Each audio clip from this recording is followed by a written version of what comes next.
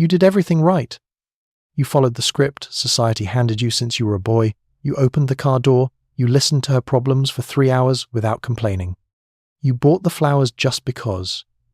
You never raised your voice, never made demands, and never put your own needs before hers. You were the textbook definition of a good man.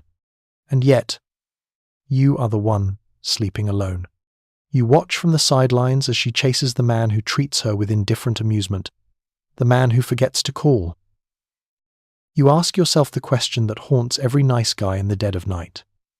Why does she choose the jerk when I would give her the world? She will never tell you the answer. She will pat your hand, call you sweet, and tell you that you're going to make some woman very happy someday. But she will never tell you why that woman isn't her. She hides the truth because the truth is ugly. It contradicts the polite narrative of modern romance. But deep down, in the primal, evolutionary wiring of her brain, she knows exactly why your niceness repels her. She is hiding them to protect her image of herself. Here are the 7 secrets women hide from nice guys, and the psychological reality that shatters the illusion of virtue. Secret 1. Your niceness feels like a transaction, the covert contract. You think your kindness is a gift. She feels it as a debt. The nice guy operates on a covert contract. The terms are never spoken, but they are always felt. I will do X, Y, and Z for you, and in return, you will owe me love, sex, and loyalty. You believe you are being generous, but psychologically, you are keeping a ledger. Every compliment, every dinner paid for, every emotional breakdown you endure is a coin you are dropping into a vending machine, expecting sex to fall out. She smells this. Women are hypersensitive to social dynamics. She senses that your kindness is not free, it has a price tag attached, and that price tag makes her feel pressured. It makes her feel like she is being bought. When a man does something truly generous, he forgets about it immediately. When a nice guy does something generous, he remembers it forever, waiting for the return on investment. She hides this secret because saying it makes her sound ungrateful. But the emotional truth is, I don't trust your kindness because I know you're keeping score. The masculine reframe is this: do things because they align with your code of honor, not because you are trying to purchase her affection. True generosity requires zero expectation of return. Secret 2. She doesn't feel safe. She feels smothered. You think you are providing safety. You are always there, always checking in, always asking, are you okay? You think this makes you a protector. To her biology, it makes you a dependent. There is a difference between safety and suffocation. Safety comes from a man who can handle the chaos of the world. Suffocation comes from a man who is terrified of losing her. When you are constantly hovering, constantly seeking reassurance that the relationship is okay, you are signaling high anxiety. If you are worried about losing her, she cannot rely on you to fight the dragons at the gate. You are too busy fighting your own insecurity. She tells you she loves how attentive you are. But in the group chat with her friends, she admits she feels trapped. She hides the fact that your safety feels like a cage made of neediness. She craves the man who is solid enough to let her wander, knowing she will come back, rather than the man who holds her hand so tight it cuts off the circulation.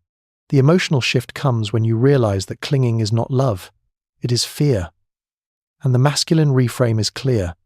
You cannot be her rock if you are rolling after her every time she moves.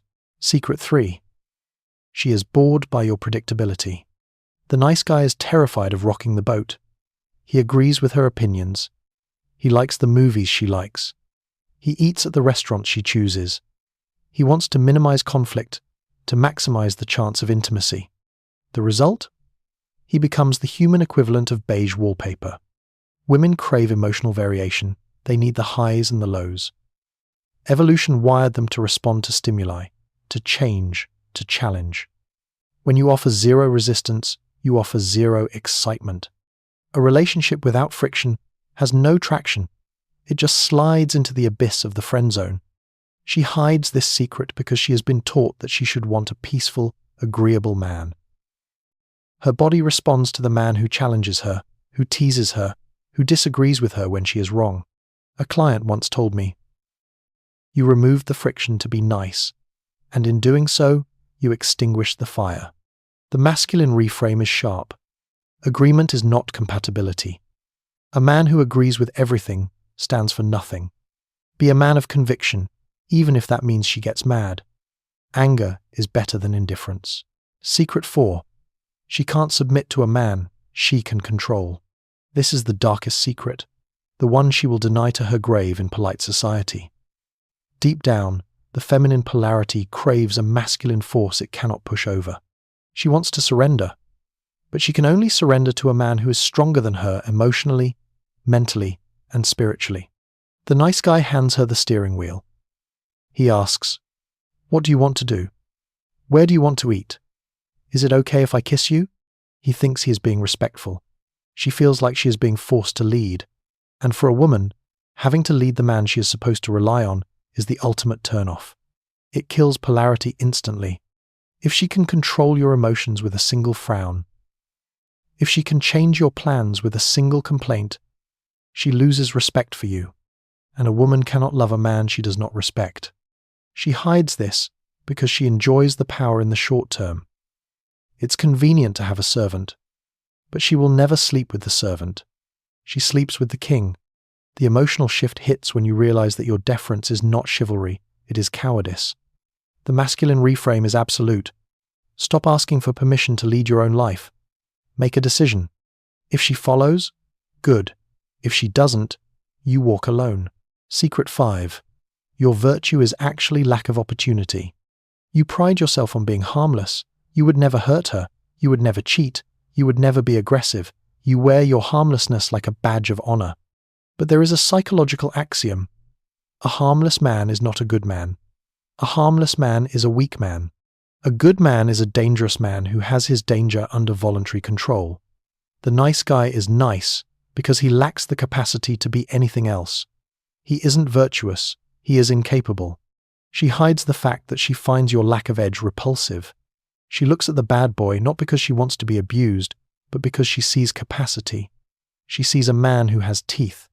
She sees a man who could do damage, but chooses not to. That is sexy. A man who has no teeth and eats applesauce because he has to? That is pathetic. She needs to feel that you have a monster inside you, that you keep on a leash for her. If there is no monster, there is no protection. The masculine reframe is this. Develop your capacity for aggression, for assertion, for dominance. And then, master it. Be the warrior in the garden, not the gardener in the war. Secret 6. The friend zone is a resource extraction strategy. She tells you, "I value our friendship too much to ruin it with dating." Translation: you provide me with all the emotional benefits of a boyfriend. Validation, attention, time, support, without me having to provide you with the physical benefits of a girlfriend. The nice guy thinks the friend zone is a waiting room. He thinks if he waits long enough, his number will be called. The secret she hides is that the friend zone is not a waiting room. It is a parking lot. And she has no intention of moving the car. She keeps you there because you are useful. You are her emotional tampon. When the bad boy breaks her heart, she comes to you to be put back together. You listen. You validate. You fix her ego. She isn't being malicious. She is being efficient. You are offering a free service, and she is taking it. The emotional shift is brutal. You realize you aren't a martyr for love.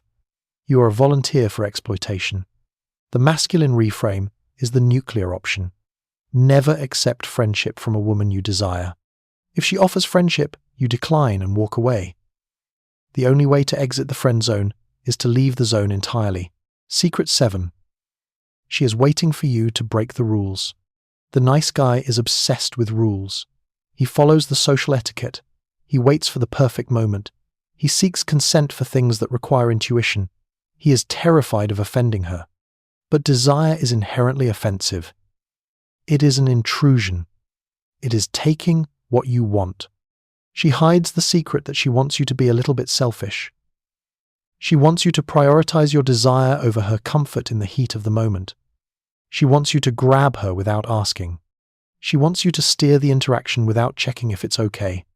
When you are too careful, you signal that you are afraid of her judgment. You signal that her opinion of you matters more than your own drive. She fantasizes about the man who doesn't care about the rules, while she settles for the man who follows them. She will tell you to be a gentleman, but she will melt for the man who is a savage. This doesn't mean you lack consent. It means you lack hesitation. The masculine reframe is this: stop apologizing for your masculinity. Stop apologizing for your desire. The hesitation is what creeps her out, not the intent. Timidity breeds contempt, the awakening. The tragedy of the nice guy is that he believes the world is just. He believes that if he puts enough good coins into the machine, he will get the prize. When he doesn't, he becomes bitter. He starts to hate women. He calls them illogical, ungrateful, broken. But the woman isn't broken. Her biology is working perfectly. She is filtering out weakness. She is filtering out deception. She is filtering out the man who pretends to be good because he is too afraid to be strong. You are not losing because you are too nice. You are losing because you are not real. The moment you drop the nice guy mask, you become terrifying to yourself. You realize you have to stop buying love and start commanding respect. You have to stop hiding your flaws and start owning your edges. You have to be willing to be disliked in order to be loved. She doesn't want a fan. She has thousands of those on Instagram. She doesn't want a servant. She can hire one.